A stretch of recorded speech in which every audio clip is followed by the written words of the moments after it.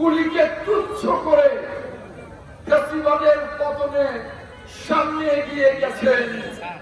সেই রংপুরের আবু সাইদ সহ মুগ্ধ সহ অসংখ্য আন্দোলনকারী ছাত্র, অসংখ্য জনতা, সেখানে দলের বিভিন্ন পর্যায়ের নেতা যারা আত্মাহুতি দিয়েছে, সেই শহীদদের আত্মার প্রতি শ্রদ্ধা নিবেদন করছে।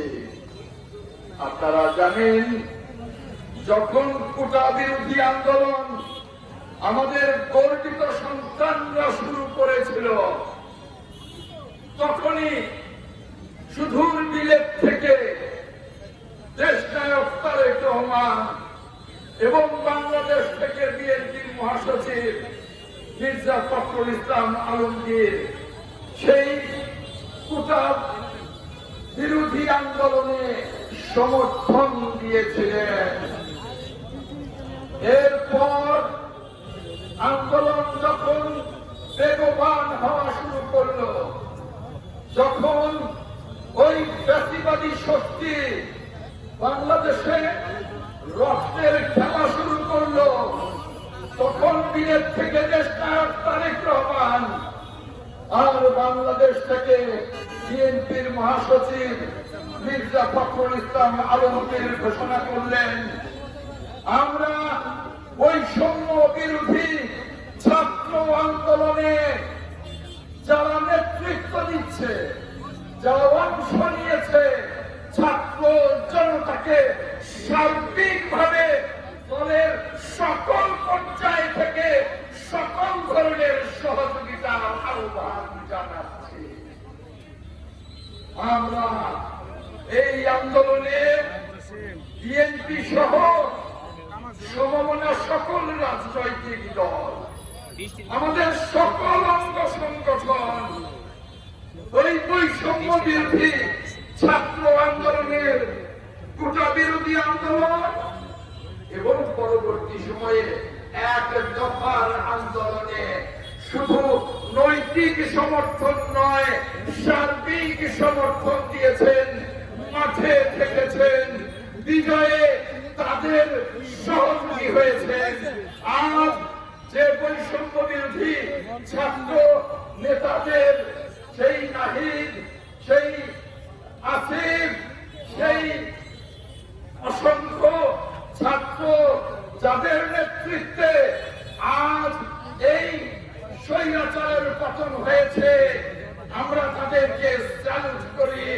আমরা তাদের এই বাংলাদেশ মেরামতে, একটি সমৃদ্ধ, একটি শান্তির বাংলাদেশ গঠনে আমরা বাংলাদেশ জাতীয়তাবাদী দল তাদের পাশে আছি, তাদের পাশে থাকবো ইনশাআল্লাহ।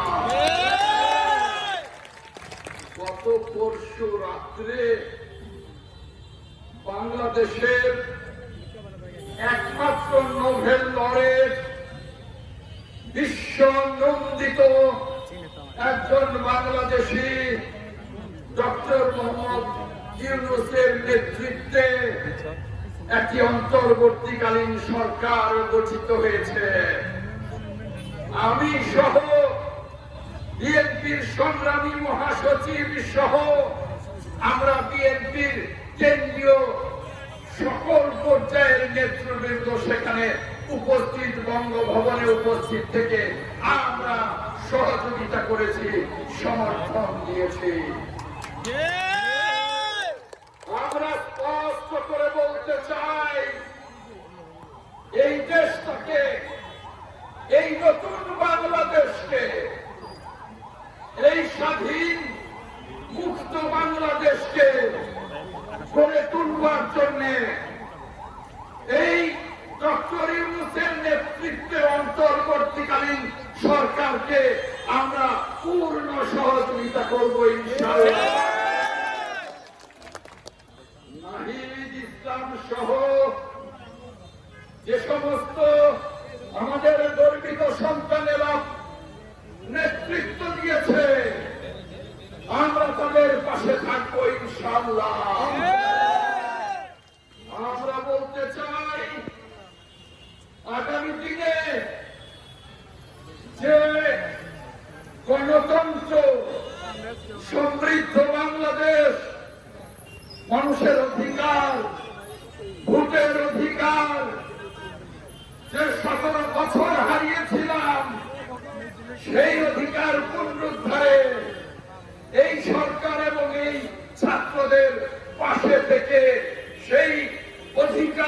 আমরা পুনরুদ্ধার করবো ইনশাআল্লাহ। আর সেজন্য আজ আপনাদের কাছে আমি কিছু কথা বলতে চাই। জানি বৃষ্টিতে আপনাদের কষ্ট হচ্ছে, বৃষ্টি আল্লাহর নিয়ামত, সেজন্যই আজকে বৃষ্টি হচ্ছে। আমরা আল্লাহর নিয়ামতকে শুকরিয়া জানাই। তারপর বলতে চাই, নতুন করে নতুন বাংলাদেশ রাষ্ট্র কাঠামো গঠনের জন্য যে সরকার গঠিত হয়েছে, সেই সরকারকে এবং সেই সরকারের প্রশাসনকে সার্বিকভাবে সহযোগিতার লক্ষ্যে বিএনপি এবং সকল অঙ্গ সংগঠন, সমমনা রাজনৈতিক দল সকলকে বলতে চাই,